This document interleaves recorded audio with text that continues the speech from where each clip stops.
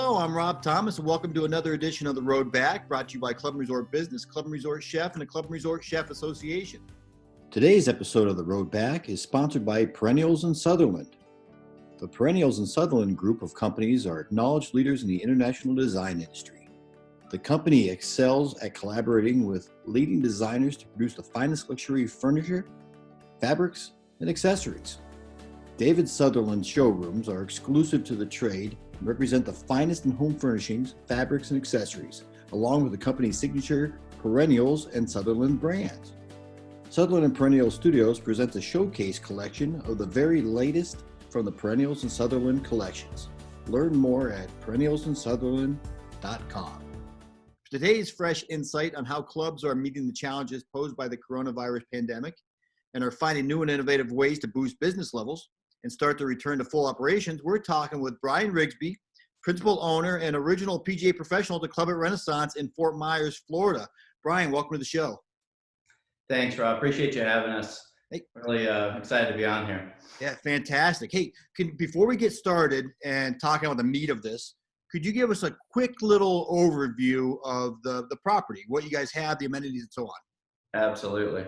So Renaissance, it's 386 front doors, set around 18 holes of golf. It's 500 acres, beautiful facility, very luxury, high-end property.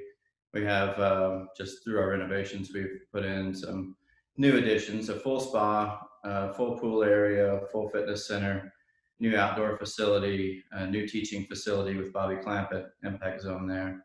We have a Turnhouse Cafe downstairs, full clubhouse amenities, locker rooms, and just have done some amazing things with the golf course, adding new tees, new 54 short course, new forward ladies tees. So it's we're just trying to really get ourselves in line with what maybe needs to be current, in our opinion, to succeed in this business. Sure. Now, you touched upon it. You gave a little spoiler alert right there. We're here to talk about the 54. Yes. Short courses are growing in popularity, whether it's a full 18 holes, whether it's 13 holes like we have in Branson, Missouri with the Gary Player course, whatever the case may be. So they're really getting big, but not all courses have land that they can just put a brand new golf course out there. You can do something very, very innovative. Can you tell us about that a little bit?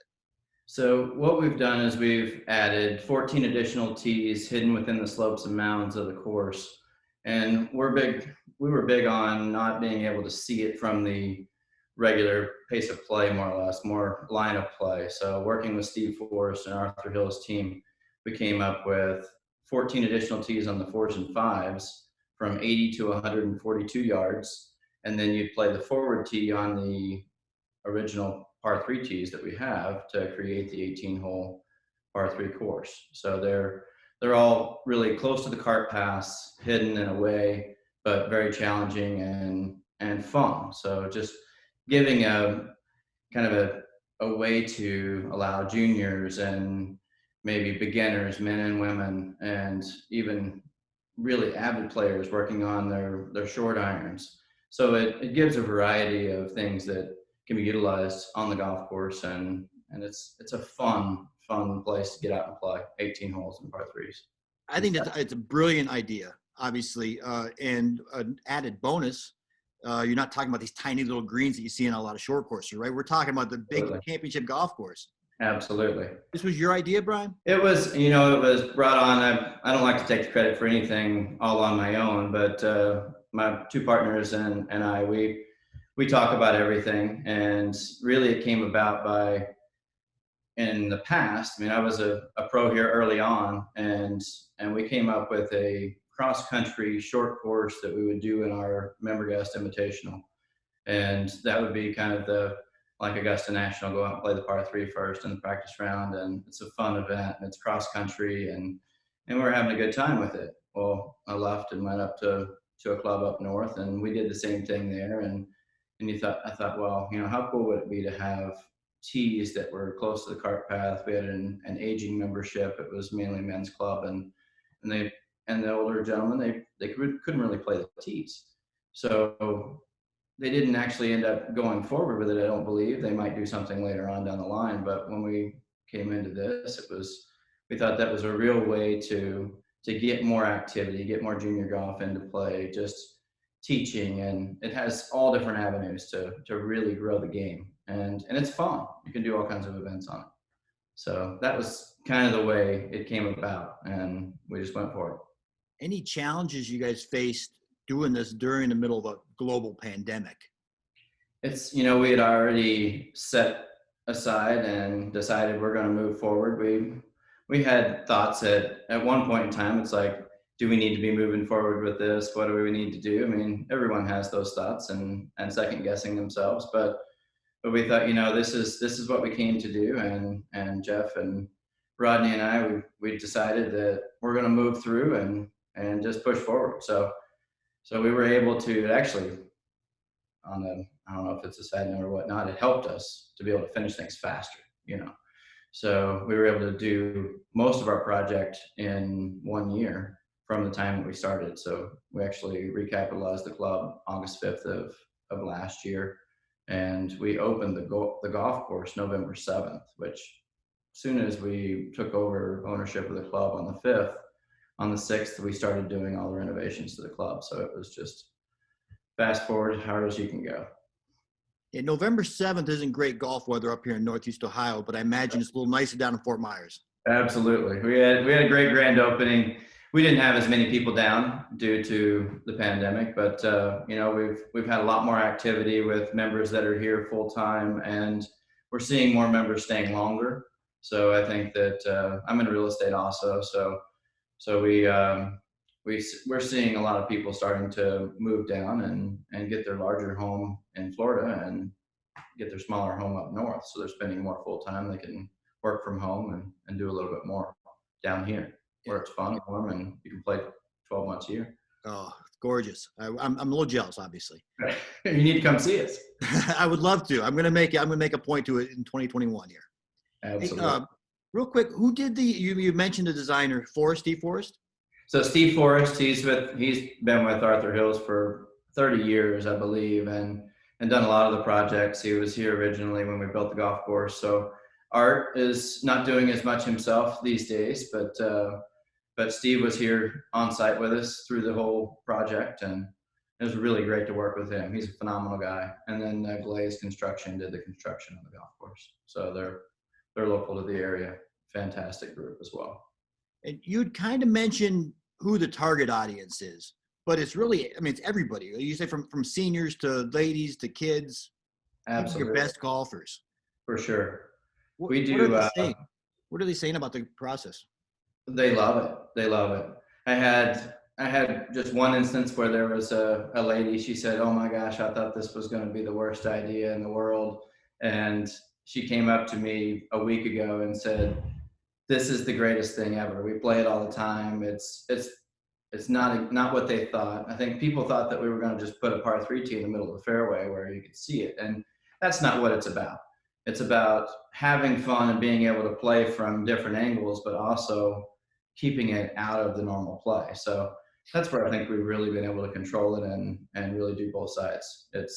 We have an unbelievable golf course where the course in general, you play it and you don't really see the same hole twice. It's a really great design that Art did. Steve did make some changes to the course, changing some greens, making them a little bit more playable.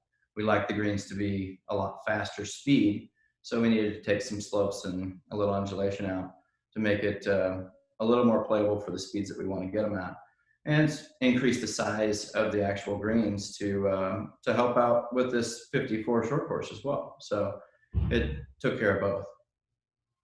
So no line of sight issues you had to address or anything along that line? No, we actually kept with the consistency of the original design, and we added a couple of what would be considered mounds maybe on the golf course to flow.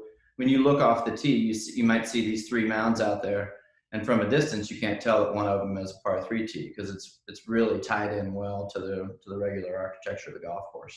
And they're all set aside way over in the rough and really close to the golf course, or over beyond bunkers, and you can't see them in the normal play. So no issues at this point in time. It's only been very positive energy and people love it. That's terrific. Hey, I'll get you on this one. Do you have any events planned? Any tournaments? Any outings that are going to be specifically for the 54?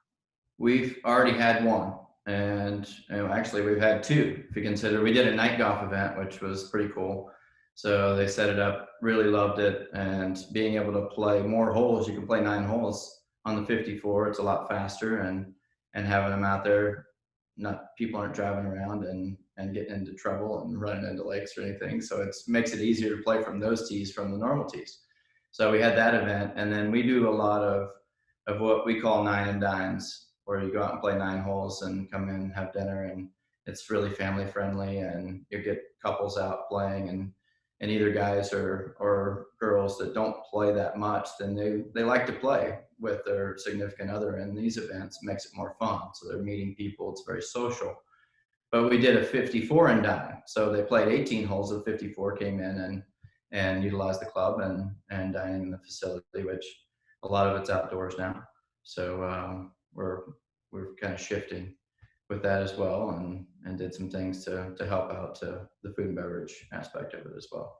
Have you seen more traffic? I mean, considering you're attracting more golfers now, have you seen more people enjoying the club? Absolutely. We have, I would say, 75 to 80% of our golfers here. Now 20% of our members are Canadian, so golfing members. And I would say maybe as a whole, the community, because you don't have to be a golf member to be at the club. We only have 275 members total. We're not full, so we still have memberships available. But that was one of the big things, is only having a small number of memberships makes it a little bit more luxury high end. But we are seeing more people here and utilizing the club, not going out as much. We're doing more takeout. So it has driven sales and business up for sure. So a lot more people are utilizing it. They feel more safe, and we're able to take care of them. So ideal, win-win. Absolutely. Beautiful.